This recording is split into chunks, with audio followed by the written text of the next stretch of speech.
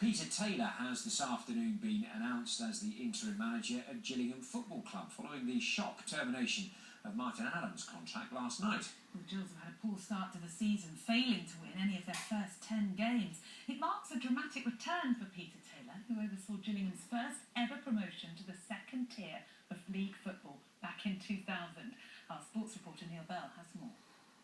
There are few people in football with more experience than Peter Taylor. An accomplished player, he's coached and managed a wide variety of teams, often but not always with success.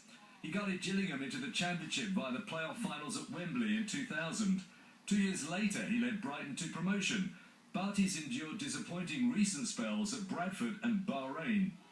He'll replace Martin Allen, who, despite leading the Gills to the Second Division Championship last season, had been unable to replicate that success in League One. And following Saturday's 2-0 defeat at Shrewsbury, Chairman Paul Scally decided a change was necessary. It's one of the most difficult decisions I've had to make in football, and especially as Martin's a good friend and a great character, and it was a very, very difficult day yesterday for me, because it wasn't a decision I wanted to make. But the statistics do speak for themselves, and I think the problem is that we've been watching very closely how the results are going, how the team has been performing, and the sort of spirit around about the camp.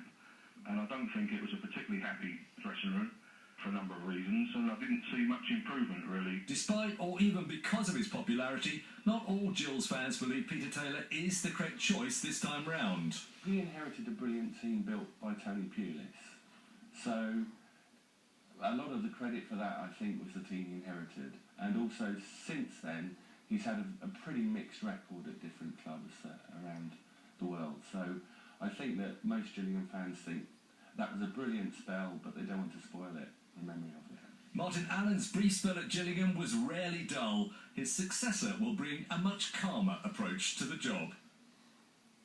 Well, Neil Bell is in Chatham for us now, and they do say in football, Neil, never go back. But this is the second time that Paul Scally's turned to a familiar face in times of crisis. Yeah, absolutely. What goes around comes around. Of course, he went back for Andy Hessenthal. Never managed to recapture the glory of his first stint. This, though, is a little different. I think Chairman Paul Scally looking for a period of stability after Mad Dog Martin Allen's front foot forward approach to the job.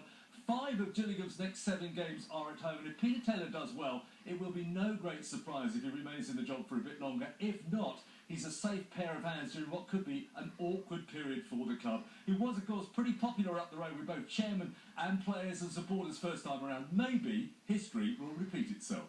OK, Neil, interesting times ahead. Thank you.